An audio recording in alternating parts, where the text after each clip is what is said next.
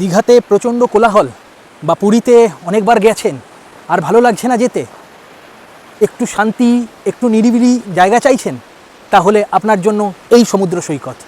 শীতের মরশুম শুরু হয়ে গেছে, সাথে বাঙালির ঘোরার মরশুমও। আর সূচনা যদি হয় এমন এক জায়গা যেখানে আপনি পাবেন অপ্রীতিকর প্রাকৃতিক পরিবেশের সাথে এক অজানা সমুদ্র সৈকত, প্রকৃতি যেখানে কথা বলে, যেখানে সাদা বালিয়াড়িতে অবাধে ছুটে বেড়ায় লাল কাঁকড়ার দল। আপনি যদি শান্ত নিরিবিলি প্রকৃতির মাঝে এক দুদিন সময় কাটাতে চান, তবে এটাই হবে আপনার জন্য একটি আদর্শ জায়গা। সাথে উপরি পাওনা হিসাবে পেয়ে যাবেন সবুজ ম্যানগ্রোভের বুক চিরে জলপথে যাত্রার এক অসাধারণ অভিজ্ঞতা। আসুন, আজ আমি আপনাদের নিয়ে যাব সুন্দরবনের অন্তর্গত জি প্লটের এক অজানা সমুদ্র সৈকতে। আমার আজকের এই পর্বের সূচনা হয়েছিল সুভাষগ্রাম স্টেশন থেকে।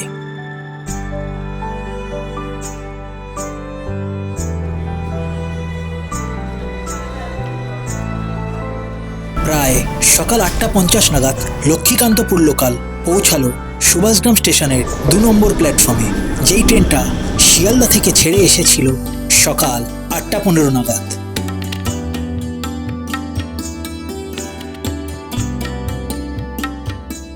পঁচিশে কার্তিক 1431, এখন টাইম হয়েছে 10টা, আর আমি এইমাত্র এসে পৌঁছালাম লক্ষ্মীকান্তপুর স্টেশনে।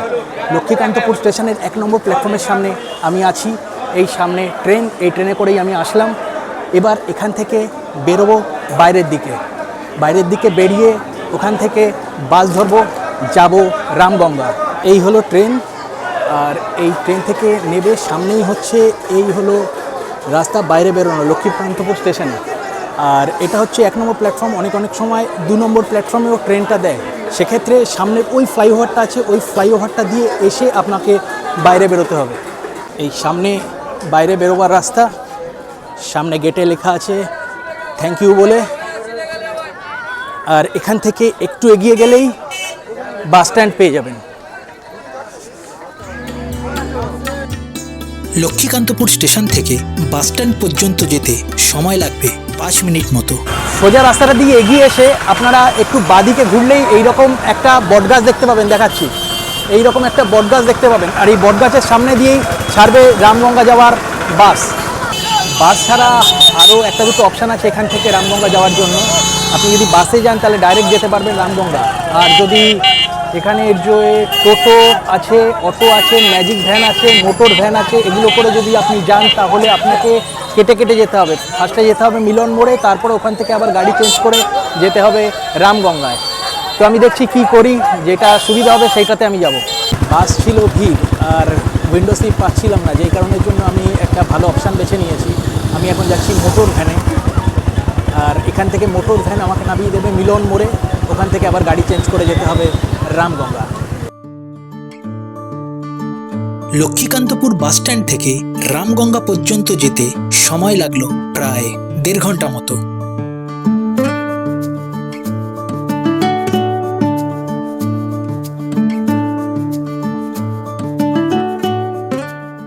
টাইম এখন 12:10, আর আমি এইমাত্র এসে পৌঁছালাম রামগঙ্গাতে।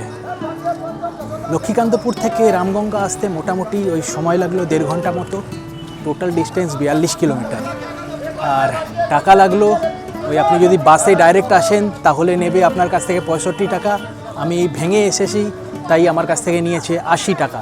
এখানে এসেই আপনারা সকালবেলার ব্রেকফাস্ট করে নিতে পারেন, কেননা পরে যে যাত্রাপথটা আসছে সেই যাত্রাপথে আর ব্রেকফাস্ট করার মতো জায়গা পাবেন না।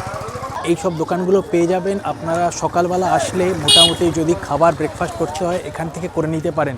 সামনে আরেকটা দোকান আছে ওই সাইডে, এদিকে ফল টলের দোকান পেয়ে যাবেন। সামনের যে ঘাটটা দেখতে পাচ্ছেন এটা হচ্ছে পাথর প্রতিমা যাওয়ার ঘাট। আমরা ডান দিকে ঘুরবো, ঘুরে সোজা যাব, সোজা গেলে আমরা চাঁদমারি যাওয়ার ঘাট পাবো। হাতে একটু টাইম আছে তাই ভাবলাম একটু চায়ের দোকানে দাঁড়িয়ে চাটা খেয়ে নিই।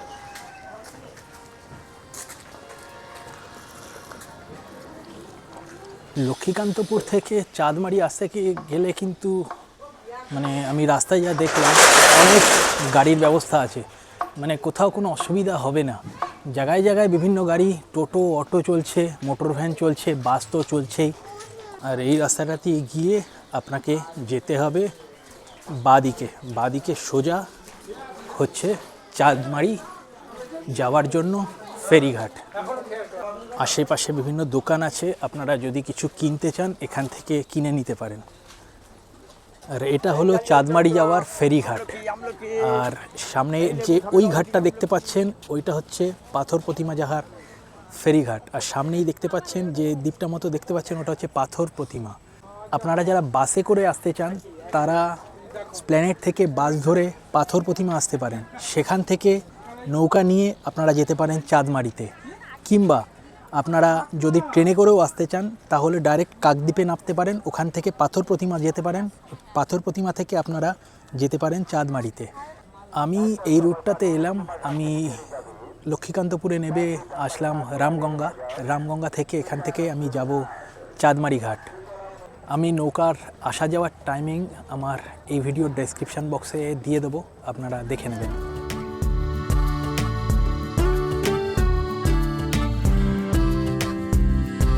প্রায় ঘন্টাখানেক অপেক্ষার পর নৌকা এসে পৌঁছালো রামগঙ্গা ঘাটে।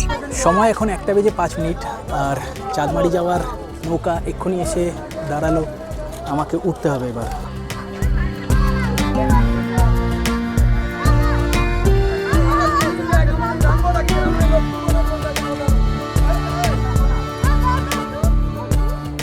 একটা বেজে 10 নৌকা রামগঙ্গা ঘাট থেকে ছেড়ে দিয়েছে। তো এখন 1 ঘন্টা আমি যাত্রা করব জলপথে। আর যে নদীটার উপর দিয়ে যাত্রা করব সেই নদীটার কেউ নাম বলছে পাথর প্রতিমা নদী, কেউ নাম বলছে জগদ্দল নদী। তো আপনারা দেখতে থাকুন আজকের এই জলপথের জার্নি। রামগঙ্গা ঘাট থেকে জি প্লটের চাঁদমারি ঘাট পর্যন্ত যেতে সময় লাগবে 1.5 ঘন্টা মতো, আর ভাড়া 20 টাকা করে।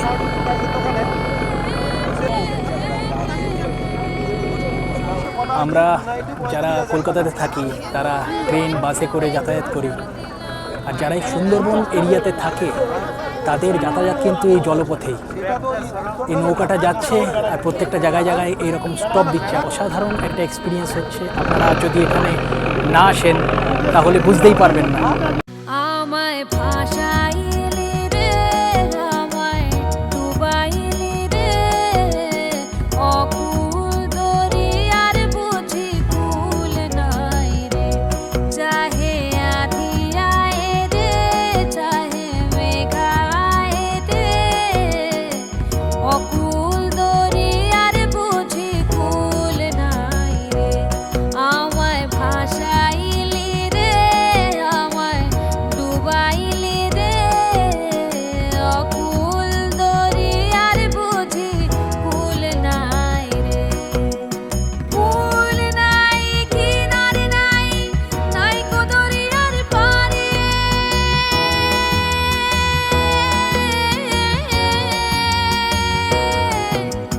কুল নাই কিনারে নাই, নাই কো দরিয়ার পারে, সাবধানে চালাইও মাঝি আমার ভাঙা দড়ি রে, অকুল দরিয়ার বুঝি কুল নাই রে, চাহে আধিয়ায় রে, চাহে মেঘা ছায় রে, অকুল দরিয়ার বুঝি কুল নাই রে।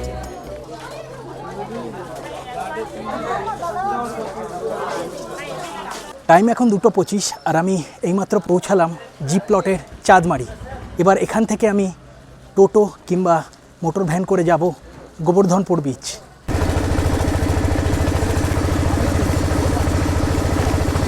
চাঁদমারি ঘাট থেকে গোবর্ধনপুর যেতে সময় লাগবে আপনার ওই 40-45 মিনিট মতো, আর ডিস্টেন্স আছে 15.7 কিলোমিটার। আর ওইখানে আমি একটা মোটর ভ্যান নিয়ে নিলাম, মানে শেয়ারে যাচ্ছি আর কি। তো আমার নিল 20 টাকা। এখান থেকে নামবো তটের বাজার, তারপর ওখান থেকে চেঞ্জ করে আরও একটা মোটর ভ্যান বা টোটো নিয়ে যাব ইন্দ্রপুর, তারপর ওখান থেকে গোবর্ধনপুর। আপনারা ইচ্ছা করলে ডাইরেক্টও এখান থেকে রিজার্ভ করে নিতে পারেন ডাইরেক্ট গোবর্ধনপুর পর্যন্ত, সেক্ষেত্রে ভাড়াটা একটু বেশি লাগবে। আর এই রকম যদি যান আমার মতো করে তাহলে শেয়ারে, তাহলে 60 টাকার মধ্যে হয়ে যাবে। পানসা চলে যাই ভাষায় জি প্লট ভারতের পশ্চিমবঙ্গ রাজ্যের দক্ষিণ 24 পরগনা জেলার কাকদ্বীপ মহকুমার পাথর প্রতিমা ব্লকের মধ্যে অবস্থিত। আর এই জি প্লটের দক্ষিণেই অবস্থিত আজকের এই গোবর্ধনপুর সমুদ্র সৈকত। 2011 সালের গণনা অনুযায়ী যার মোট জনসংখ্যা ছিল 1185 জন। চলে এলাম ইন্দ্রপুর। ইন্দ্রপুর মানে ইন্দ্রপুর বাজার এরিয়াতে। এখান থেকে একটু হেঁটে গেলেই সামনের দিক থেকে পাওয়া যাবে আবার ওই মোটর ভ্যান। ওই মোটর ভ্যানে চেপে যাব এবার গোবর্ধনপুর। গোবর্ধনপুর মানে নামিয়ে দেবে শখের বাজারে। মেঘা ছায় রে অকুল দরিয়ার বুঝি কুল নাই রে। টাইম এখন 3:35 আর আমি এইমাত্র এসে পৌঁছালাম গোবর্ধনপুরের শখের বাজারে। আমার পেছনে যে বাড়িটা দেখছেন এটা হচ্ছে মা কালী গেস্ট হাউস। এইখানেই আজকে আমি স্টে করব। চলুন বাড়িটার ভেতরে গিয়ে আমি আজকে আপনাদের দেখাচ্ছি। এই নিচের রাস্তাটা দিয়ে এলাম, এসে এই একটু এগিয়ে গিয়ে বাহাতে এই যে রুমটা আছে এটাই হচ্ছে আমাকে আজকে দেওয়া হয়েছে। এই ভেতরে ঢুকলাম, ঢোকার পরে একটা খাট, এখানে বেশ ভালো বড় খাট, ডবল বেডরুম, একটা টেবিল আছে, এখানে বেসিন আছে, আর বাথরুমটা হচ্ছে এই রকম। মোটামুটি একজনের জন্য ঠিকই আছে। কোমোড আছে, অসুবিধা নেই। উপরে আছে পাখা আর লাইট। মোটামুটি একজনের জন্য এই বেডরুমটা ঠিক আছে। আর আপনারা যারা ফ্যামিলি নিয়ে আসবেন এর থেকে বড় রুমও এনাদের কাছে আছে, ফ্যামিলি রুম। এটা হচ্ছে আমি যেহেতু সিঙ্গেল এসেছি সেই কারণের জন্য এই রুমটা দিয়েছে। ফ্যামিলি নিয়ে যদি আপনারা আসেন এর থেকে বড় রুম পেয়ে যাবেন। থাকা খাওয়া সমেত আমার কত পড়লো সেটা আমি আপনাদের পরে জানাচ্ছি। টাইম হয়েছে এখন প্রায় 4টে আর আমি এখন লাঞ্চ করতে বসছি। যে লাঞ্চটা আমার এই প্যাকেজের সঙ্গে ইনক্লুড আছে। তো দেখুন কি কি দিয়েছে লাঞ্চে। এখানে আছে ভাত, একটা পাঁপড় ভাজা, আলু ভাজা আর চিকেন। এই নিয়ে আমি আজকে লাঞ্চ করব। সময় এখন 4:15 আর আমার খাওয়া দাওয়া হয়ে গেছে। খাওয়া দাওয়া খুব ভালোই ছিল। আর এখন আমি বেরিয়ে পড়েছি বিচে যাওয়ার উদ্দেশ্যে। বেশি দূর না, আমি যে গেস্ট হাউসটা আছি মা কালী গেস্ট হাউস, সেই গেস্ট হাউস থেকে 10 মিনিট হাঁটলেই আপনি গোবর্ধনপুর সি বিচ পেয়ে যাবেন। মেন যে সি বিচটা আছে, যেটা পশ্চিম দিকের সি বিচটা আছে, সেই সি বিচটা পেয়ে যাবেন। আমি আজকে আপনাদের গিয়ে দেখাচ্ছি সেই সি বিচ। সামনে যে রাস্তাটা আছে এই রাস্তাটা দিয়েই এগিয়ে যেতে হবে। কিছুটা গেলেই বিচ দেখতে পাওয়া যাবে। আমি আওয়াজ শুনতে পাচ্ছি, মানে সমুদ্রের জলের আওয়াজ শুনতে পাচ্ছি। আর একটু এগিয়ে এলেই এখান থেকে শুরু হয়ে যাবে ঝাউয়ের বন। আপনারা এখানে আসলে দোকানও পেয়ে যাবেন। এই সাইডে একটা দোকান আছে, এই সাইডেও একটা দোকান আছে, আর সামনেই সমুদ্র।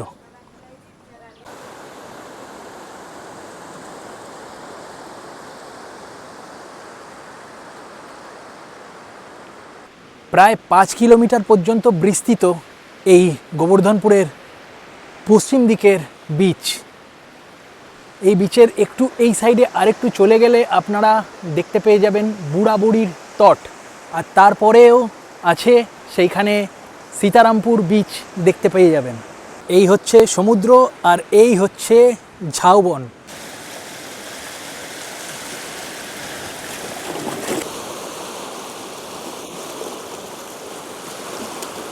আর এটাই হলো সুন্দরবনের অন্তর্গত জি প্লটের গোবর্ধনপুরের সমুদ্র সৈকত। দীঘাতে প্রচণ্ড কোলাহল, বা পুরীতে অনেকবার গেছেন আর ভালো লাগছে না যেতে, একটু শান্তি, একটু নিরিবিলি জায়গা চাইছেন, তাহলে আপনার জন্য এই সমুদ্র সৈকত। চলে আসুন একবার আর দেখে যান এখানকার প্রাকৃতিক পরিবেশ, অসাধারণ সুন্দর লাগবে। সামনে ওদিকে অনেক টুরিস্ট এসেছে, আরও আসার দরকার আছে, তাহলে এই জায়গাটা পপুলারিটি পাবে। আর আজকে আমি যে বিচটাতে এসেছি সেটা হচ্ছে গোবর্ধনপুরের পশ্চিম দিকের বিচ। কালকে আমি আপনাদের ঘুরিয়ে দেখাবো পূর্ব দিকের বিচটা, বা আরও এখানকার যেসব স্পটগুলো আছে সেগুলো আমি আপনাদের ঘুরিয়ে দেখাবো।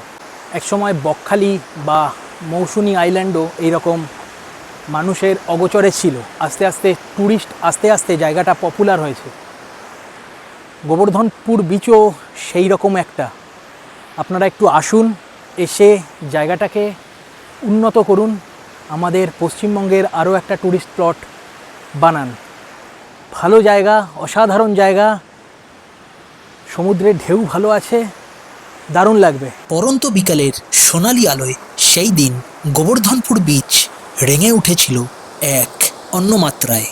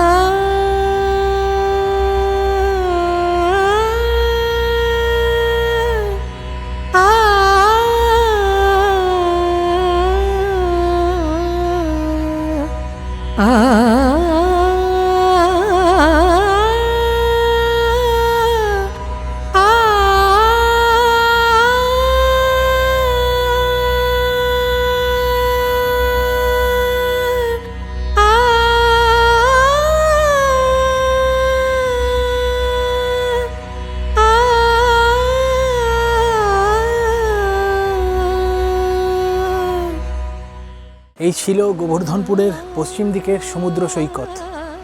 সন্ধ্যা হয়ে গেছে এখন আমি যাব আমার রুমে, তারপরে কালকে আমি আপনাদের বাকিটা ঘুরিয়ে দেখাবো। জগদ্ধাত্রী পুজো উপলক্ষে সেই দিন রাতে এক জলছাড় আয়োজন করা হয়েছিল গোবর্ধনপুরে। সেই দিন রাতের মেনুতে গেস্ট হাউসে আমার জন্য ছিল ভাত, ডাল, আলু ভাজা, মাছের ঝোল এবং শসা। তাড়াতাড়ি রাতের খাবার শেষ করে আমিও কাটিয়েছিলাম সেই রাতটা গোবর্ধনপুরের জলছায়।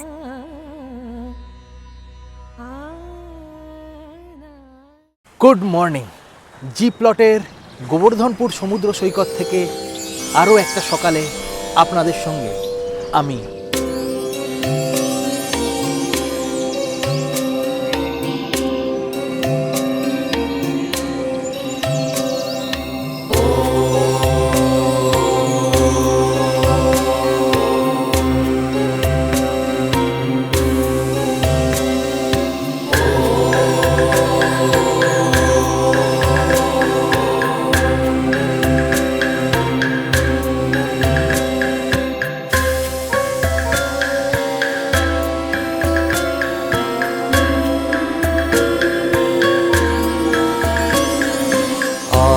आदित्याय विद्महे दिवाकराय धीमहि तन्नो सूर्यः प्रचोदयात्।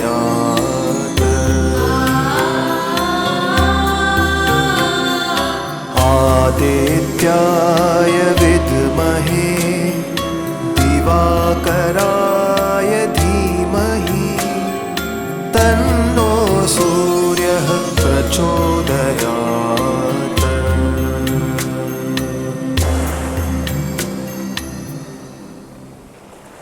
এখন টাইম হয়েছে 6:30, আর আমি কালকে রাতেই একটা টোটো বুক করে নিয়েছিলাম।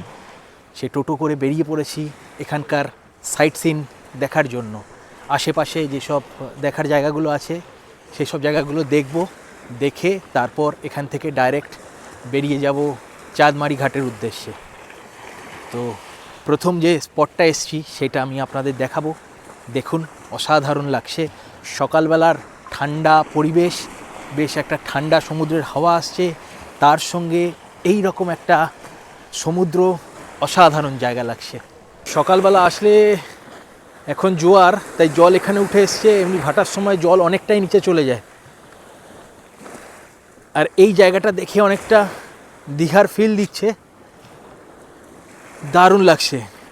সকালবেলা এই জায়গা হাঁটতে অসাধারণ লাগছে। আপনি যদি এই সাইডটা সোজা চলে যান, সোজা চলে গেলেই হচ্ছে আপনি বকখালি পেয়ে যাবেন। আজকে একটু আকাশে মেঘ আছে, যেই কারণের জন্য সূর্য ঢেকে আছে মেঘে।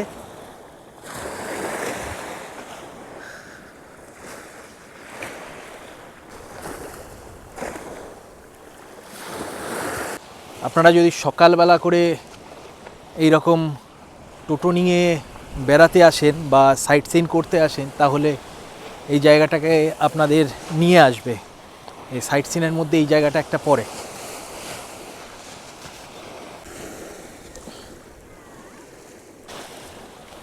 এবার আস্তে আস্তে বেরিয়ে যাব নেক্সট যে স্পট আছে সেই স্পটের দিকে।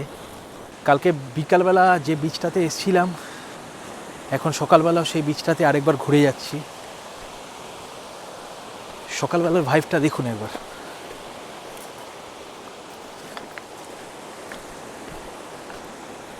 এই দেখুন, জল ছিল সেই ওইখানে, জল এইখানটা চলে এসছে।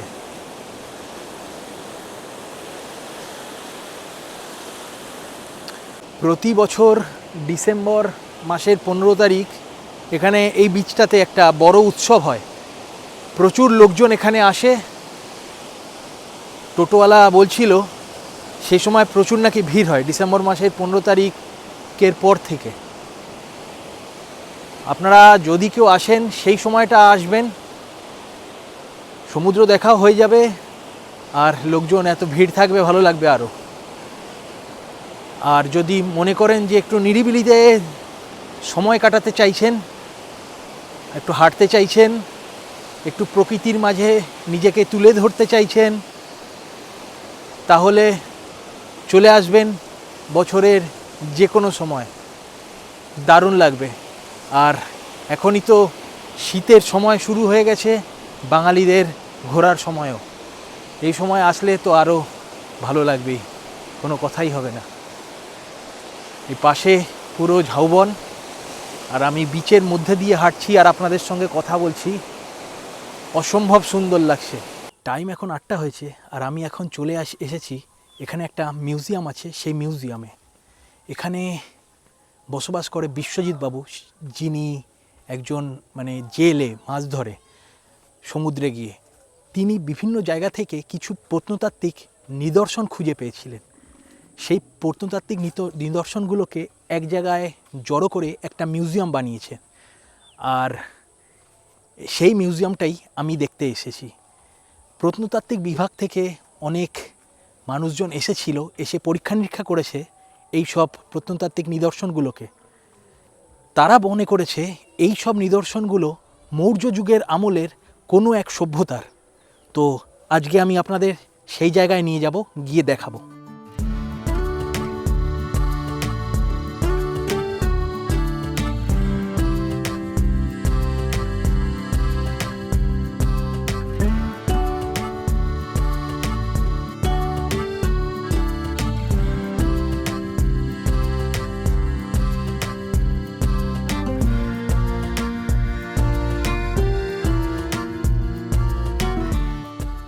দেখলেন আপনারা যে প্রত্নতাত্ত্বিক নিদর্শনগুলো সে বিশ্বজিৎ বাবু যে সংগ্রহ করেছিল। তো আসুন, আমাদের সামনেই আছে বিশ্বজিৎ বাবু, কোথা থেকে এই সবগুলো সংগ্রহ করেছিল ওনার মুখ থেকে একটুখানি শুনে নিই। আমার এই সংগ্রহ প্রায় 37 বছর ধরে চলছে। একটা মানুষের কর্মজীবন এতখানি হয় কি না জানি না, তা এটা আমার নেশা, আমার জীবিকা মাছ ধরা। কিন্তু এই জিনিসগুলো একেবারে ইয়াং বয়স থেকে শুরু। এখন 57 আমার বয়স চলছে। ফলে দীর্ঘ এই সংগ্রহের পেছনে প্রচুর ঘটনাবলী রয়েছে, যার ফলে এখন প্রায় 10,000-এর বেশি প্রত্নবস্তু সংগ্রহ করেছি। ফলে এর ঐতিহাসিক গুরুত্ব বিভিন্ন ডিপার্টমেন্টগুলো তারা বুঝেছেন এবং জেনেছেন যে এর ঐতিহাসিক গুরুত্ব অনেকখানি। কারণ সুন্দরবন একটা ওয়ার্ল্ড হেরিটেজ জায়গা, সেখানে সবাই তারা আশ্চর্যর একটা জায়গা মনে করে সুন্দরবনটাকে, কিন্তু এর পেছনে যে ইতিহাস রয়েছে সেটা বিশ্বের মানুষের কাছে অজানাই ছিল। এখানে হাজার হাজার বছর আগের মানুষের জীবনযাত্রা ছিল, সেটা আর্কোলজি সার্ভে অফ ইন্ডিয়া বা বিভিন্ন ইউনিভার্সিটিগুলো উপলব্ধি করেছে আমার প্রত্নবস্তুগুলো দেখে এবং কিছু ধ্বংসস্তূপ দেখে। এর যে প্রাচীনত্ব রয়েছে সেটা খ্রিস্টপূর্ব 3য়-4র্থ শতকে এখানে জনবসতি ছিল বলে তারা চিহ্নিত করেছে। কিন্তু আমার কাজের পরিধি অনেকখানি, আমি মনে করছি এগুলো প্রায় পুরনো প্রস্তর যুগ থেকে এখানে মানুষের যাতায়াত, পুরনো প্রস্তর যুগের হাতিয়ারও পাওয়া গেছে, গাছের ফসিল পাওয়া গেছে এবং প্রচুর জীবাশ্ম পাওয়া গেছে। এত প্রাচীনকালে মানুষের জীবনযাত্রা এখানে ছিল। পরবর্তীকালে নানা সময় মানুষ এসছে, এইসব জায়গায় সভ্যতা গড়ে তুলেছিল। বিশ্বজিৎ বাবুর মিউজিয়াম থেকে বেরিয়ে আমার পরের গন্তব্য ছিল আইলাবাদ, যে জায়গার প্রাকৃতিক সৌন্দর্য ছিল অসাধারণ। টাইম এখন 8:35 আর আমি এখন দাঁড়িয়ে আছি আইলাবাদের সামনে। আইলাবাদ হচ্ছে সেই বাঁধ যেই সময় আইলা হয়েছিল এখানে, সেই সময় এই বাঁধটা দেওয়া হয়েছিল। আর এই বাঁধও এখানকার ট্যুরিস্ট স্পটের মধ্যে একটা দারুণ একটা পরিবেশ, খুব একটা ভালো সিনিক বিউটি আছে এই জায়গায়। এদিকে পুরো ঝাউয়ের বন আর এই দিকে হচ্ছে সমুদ্র পুরো। আর এই কোনায় এই সাইডটা ক্যামেরা আসবে কিনা জানি না, একটা দ্বীপ দেখতে পাওয়া যাচ্ছে, ওটা হচ্ছে ধানচি ফরেস্ট। ওটাই হচ্ছে সুন্দরবন এরিয়া স্টার্ট হয়ে যাচ্ছে, ওখানে বাঘটাক থাকে আর কি। ওইটার পরেই হচ্ছে বাংলাদেশের সুন্দরবন স্টার্ট হয়ে যাচ্ছে। আমার এপাশে হচ্ছে আইলাবাদ আর এদিকে হচ্ছে সমুদ্র। এখানকার বালিগুলো অনেকটা সাদা বালি, মানে বকখালিতে যে সাদা বালি আছে সেই সাদা বালি পুরো বিচ জুড়ে। আমরা ওই দিকের একটা বিচে ছিলাম, এখন 1 ঘন্টা মতো, 1 ঘন্টা নয় আধা ঘন্টা মতো করে টোটো করে এসে এই বিচে আসলাম। সামনে আইলাবাদ আর এখন এখানকার সিনারি এরকম অসাধারণ সুন্দর। এখানে এখনো পর্যন্ত স্নান করছে না কেউ, মানে আমি এখনো পর্যন্ত দেখিনি স্নান করছে না, কিন্তু আগামী দিনে টুরিস্ট আসলে অবশ্যই এই জায়গাটা স্নানের জন্য দারুণ জায়গা। এই বিচটা স্নানের জন্য অসাধারণ, দারুণ লাগছে। আপনারা আসুন, অবশ্যই এখানে 1-2 দিন সময় কাটিয়ে যান, খুব ভালো লাগবে। আর এই বিচে কিন্তু প্রচুর লাল কাঁকড়া আছে, পুরো ছড়িয়ে আছে ওই সাইডে লাল কাঁকড়া, অসাধারণ লাগছে। আমি ক্যামেরায় ক্যাপচার করার চেষ্টা করছি, দৌড়ে যাচ্ছি কিন্তু ধরতে পারছি না, সব গর্তে ঢুকে যাচ্ছে। আর একটু আগে যে ধানচি ফরেস্টের কথা বলছিলাম সেটা হচ্ছে ওই দিকটা, আর বাকি এই দিকটা হচ্ছে সমুদ্র, আর ওই দিকটা হচ্ছে ধানচি ফরেস্ট।